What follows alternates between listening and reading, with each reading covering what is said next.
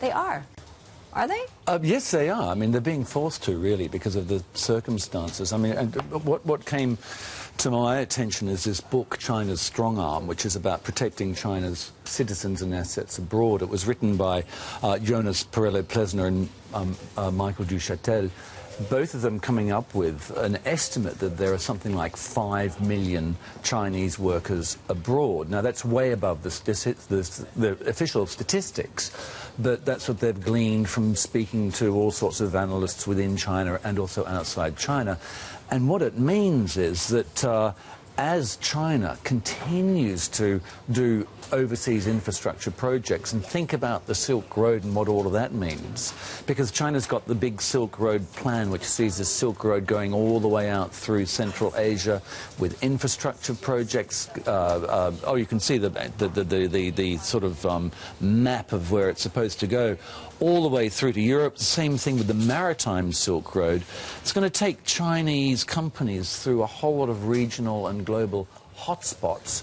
And the argument of this book and other analysts is that as China has more interests abroad, it's going to have to do more to actually protect its citizens. Well, we saw that in Vietnam, didn't we? When they had that oil rig off the coast of Vietnam and that's true. I mean, protests. That is true. I mean, we saw, I think there were some Chinese citizens who were killed there, and China made steps to try and, we understand, speak with the Vietnamese authorities to cool the system there, to cool down that what was happening there. And we've also seen it, for example, Yemen.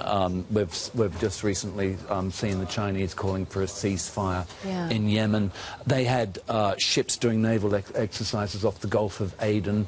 2 of those ships went to Yemen, were involved in it, removing Chinese citizens there. South Sudan as well, 35,000, and Libya as well, 35,000 people taken out of Libya in 2011. Those are great anecdotes there. But how does this change China's policy of non-interference, which it has historically done and even been criticized for? Well, it's kept up that policy since about 1955. Zhou Enlai laid it out, and it has been criticized. I mean, President Obama just recently, last year, said, that China in a way has been a free rider on global security, allowing others to sort of burden or carry the burden of global security.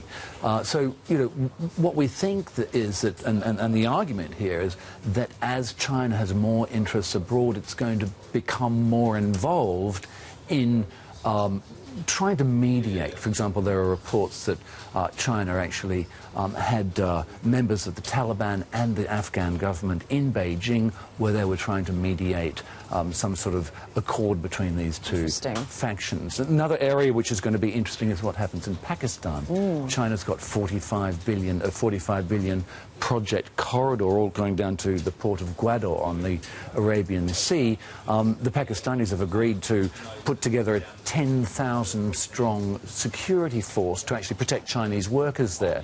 But, if that area hots off, it goes through Baluchistan, where we've seen a lot of big insurgencies, killed thousands. Already Chinese people have been killed in Pakistan. The question is, how involved will China become in trying to ensure the security around in Baluchistan, and also ensuring the security for its own workers?